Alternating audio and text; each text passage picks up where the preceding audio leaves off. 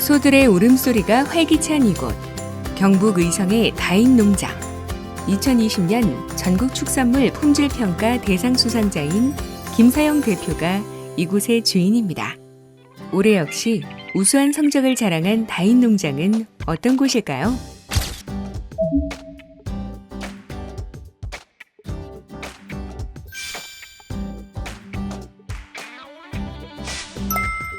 원 플러스 이상 및 투 플러스 이상 출연률은 물론 도당 경매 단가와 도체중까지 다방면에서 평균 그래프를 뛰어넘은 다인농장의 출하 성적. 이것은 김사영 대표와 김두련 씨 부자의 결과물입니다. 저는 경북 의성에서 한우를 사육하고 있는 30년 차 김사영입니다. 네, 저는 아버지하고 같이 한우를 키우고 있는 귀농 6년차 김두련입니다.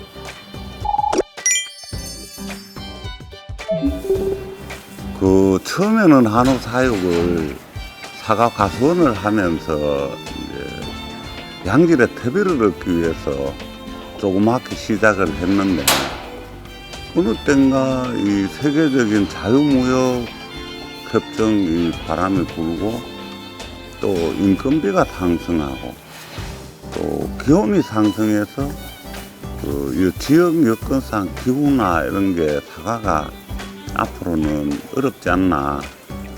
그래서 가족끼리 할 수 있는 한우로 그렇게 바꾸게 되었습니다.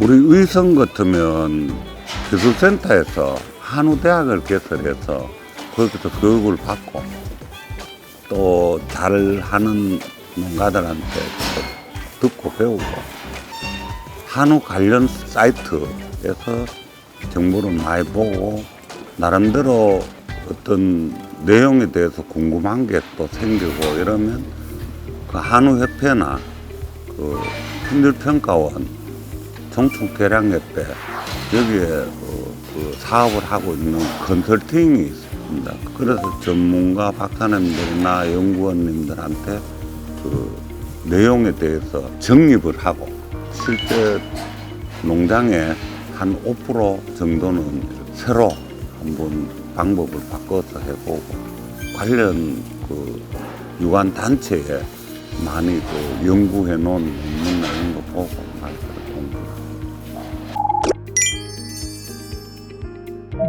축평원에서 나오는 데이터들을 이제 출하하기 전에 소 모양이나 이런 거를 이제 아버지하고 같이 출하 시기를 맞춰서 이렇게 한번 보거든요. 그러면 그 소랑 이제 데이터랑 비교해서 다음 출하할 소를 이제 출하할 건지 말 건지 그런 비교도 하고 이제 그 데이터를 그렇게 활용하고 있습니다. 작년 축산물 품질평가 대상 수상자답게 소 한 마리 한 마리의 상태에 온 신경을 쏟는다는 김사영, 김두련 부자. 우수한 암소만 출하한 비결이 무엇일까요?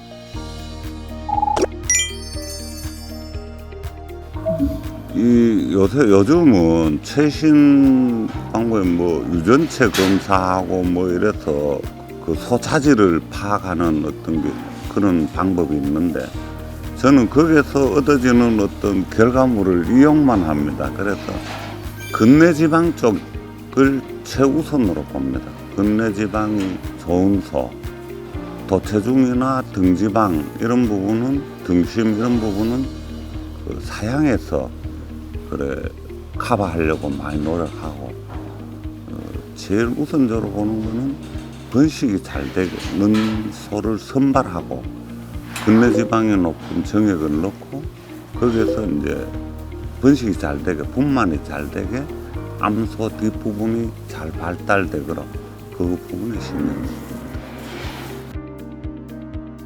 송아지 방까지 손수 지을 정도로 소 관리에 열정을 쏟는 김사영 대표. 그만의 농장 운영 방식이 궁금합니다.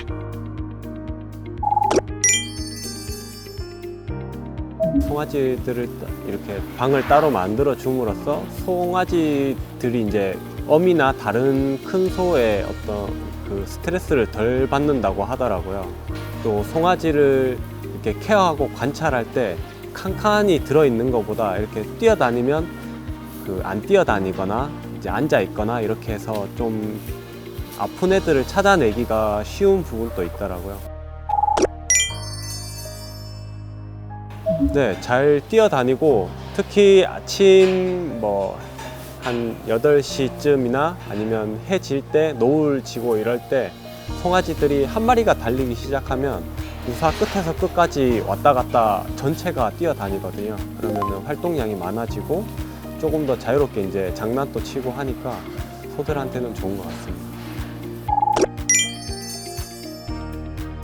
제일 제가 가치를 느끼는 게 CCTV하고 발정 탐지기인 것 같아요. 발정이 반려견이 일괄사육 농장에서는 시간적으로 많이 투자해야 되는 그런 부분입니다. 근데 이게 기록으로 보여주고 있으니까 내가 필요할 때 가서 그 데이터를 보고 발정 시점을 맞춰서 할 수 있고 그런 거로 봐서는 발정 탐지기가 제일 그 가성비가 안 높나 많이 활용하고 있습니다. CCTV를 설치할 때 가장 고민을 많이 했었거든요. 이거를 업체가 아니고 제가 도면을 그려서 어디에 달고 어느 각도로 어느 우방을 비출 건가를 다 그림을 그려서 설치를 했었거든요.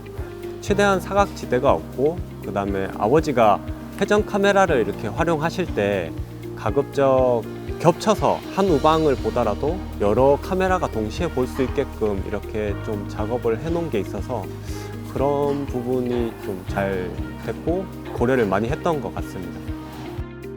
각종 교육이나 컨설팅, 논문 등을 틈틈이 접하며 공부하는 것은 물론 소를 위한 공간과 효율성을 높여줄 운영 장비 등 끊임없이 고민하고 소통하며 다인 농장을 이끌어가는 김사영 대표와 김두련 씨. 이들에게 좀 더 자세한 이야기를 듣고자 찾아온 사람들이 있습니다. 제가 데이터를 확인하고 왔을 때에는 거세우의 평균 사육 개월령이 29개월 정도인 걸로 알고 왔거든요.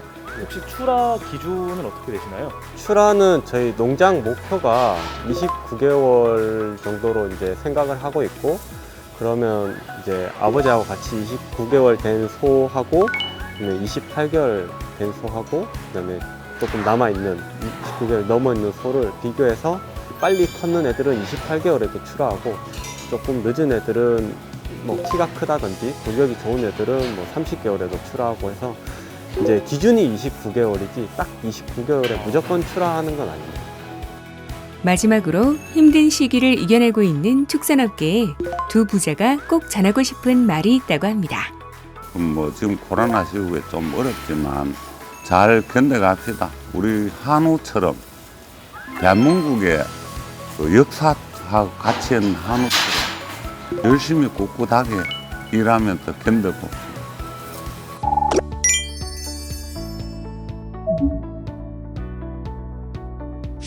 네, 이번에 보신 영상은 김사영 농가입니다. 암소를 잘 개량을 하셔서 다산차도 많이 끌고 가시는 농가인데요. 영상을 보시고 주안점을 좀 찾아주셨으면 감사하겠습니다.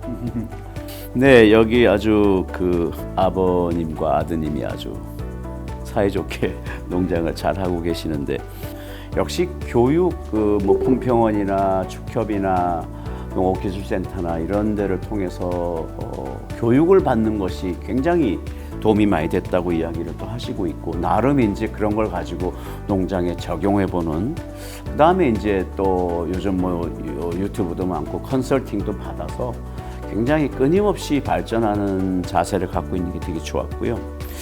그 다음에 이제 이분들이 번식 성적을 잘 내려고 할 때 중점으로 본 게 있는데 이 집도 등급이 상당히 잘 나오잖아요. 근데 이 집에 지금 가만히 보면 이분들이 암소가 가지는 근내지방 성적이 좋은 그런 암소를 많이 확보했다라는 게 이 집의 눈에 안 보이는 아주 강점이라고 생각해요. 암소 기반이 근내지방이 높게 나올 수 있는 암소 소위 뭐 핵구남소라 그러죠.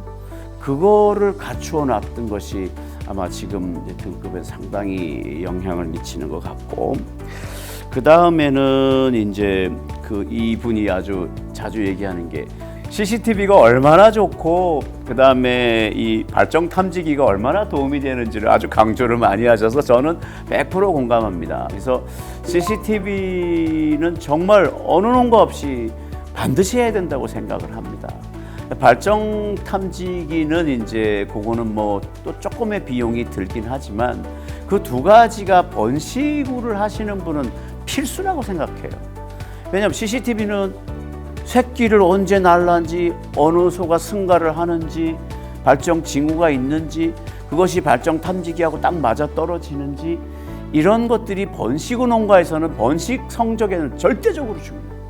그래서 이분이 그거 너무 좋다고 강조를 하는 점은 아주 아무리 강조해도 지나치지 않다고 생각을 하고, 윈치 커튼이 있잖아요. 이게 아주 세찬 바람이 눈보라가 치거나 비가 들이치거나 할 때 센서를 달아서 윈치 커튼이 자동으로 올라갔다 내려갔다 할 수 있도록 해놓은 것도 굉장히 야, 참 잘하고 계신다 이런 생각이 들었고, 이제는 사료급이 전동차를 아예 해가지고 하루에 사람 같으면 2번밖에 못 주는데 뭐 4번에서 6번 논아서 줄 수 있도록 전동차까지도 되면 정말 이제 노동을 훨씬 절감하고 편하게 소를 기를 수 있지 않겠나라는 점이 굉장히 괜찮았고, 개량에 우선 관심이 굉장히 높으시다는 게 조금 다른 측면이 있습니다. 어떤 좋은 정액을 써야겠다라는 생각보다는 내가 좋은 암소를 만들어서 그 암소를 다산으로 끌고 가야겠다라는 의도가 그렇죠. 보여요. 그리고 이미 잘 하고 계심에도 불구하고 새로운 기술인 암소의 이제 능력을 잘 예측하게 해주는 그런 유전체 선발 기술에도 더 관심을 보이시는 거, 그리고 이제 새로운 정보에 굉장히 진취적인 그 욕구를 가지고 계시다는 거, 이게 이 농장의 가장 큰 강점이 아닌가 이렇게 생각이 되어집니다.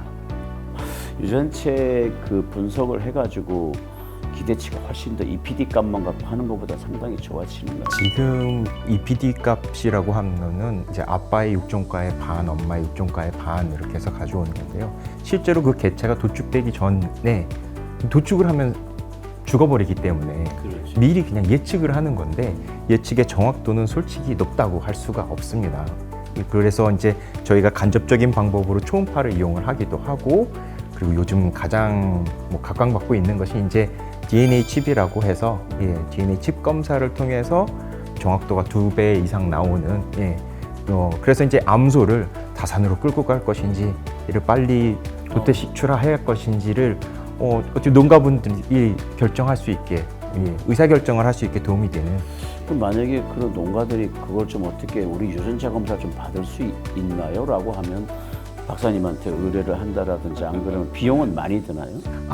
옛날에는 굉장히 비쌌습니다. 한두 하는데 거의 50만 어우, 원이었는데 그럼 못하지. 그런데요. 지금은 이제 가격이 많이 떨어졌습니다. 이제 어느 칩을 이용하느냐에 따라서 가격이 달라지긴 했는데요. 지금은 아마 한 10만 원 선으로 내려갔다고 생각하고요. 앞으로는 더 내려가지 않을까 이렇게 기대하고 있습니다. 그러면 굉장히 괜찮을 것 같아요. 그죠? 지금 이 코로나 사태가 좀 장기화되면서 스마트팜이라 하는 분위기가 막 일어나다가 최근 한 1, 2년 사이에는 이 스마트팜보다 더 급한 게 분뇨 처리다.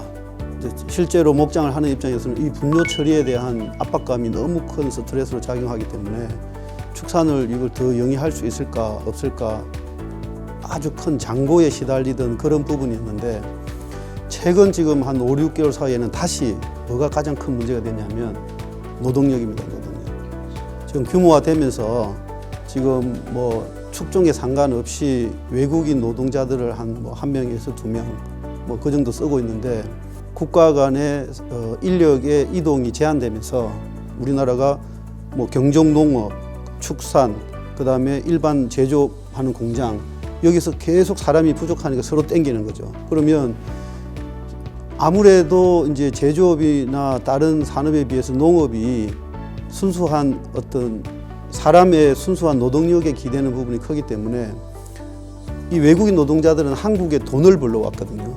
그러면 돈 10만 원, 20만 원에 다른 직장을 주인하고 상의 없이 바로 옮긴다고요. 그러면 목장은 굉장히 심각한 존폐 위기에 놓이거든요. 그래서 그런 측면에서 이 목장은 선택을 굉장히 잘한 것 같아요. 지금 이 코로나 사태가 단기간에 끝나지 않을 것 같고 정리가 된다 하더라도 이 같은 상황은 끊임없이 계속 되풀이 될 것 같아요. 그러면 이거에 대해서 우리가 충분한 대비를 해놔야 될 것 같아요. 그런 측면에서 분뇨 처리 문제, 그다음에 자동화를 통한 데이터 기반의 스마트팜은 굉장히 심각하게 농가에서 어떤 고민을 해서 내가 더 오래 목장을 할 거면 이거를 잘 정착하는 방법을 좀 생각해야 될 것 같습니다. 그런 측면에서 이 목장은 굉장히 잘하고 있는 것 같아요.